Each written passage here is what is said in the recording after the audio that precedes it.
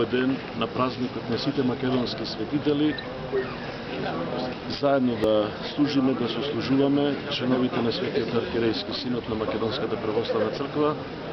Се разбира, оние кои се тука, кои се во можност.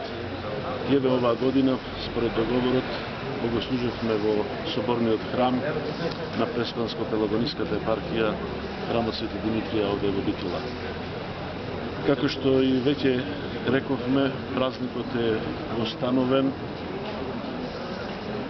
Нашите светители, знајните светители имаат своји денови, своји празници во календарот на нашата света црква.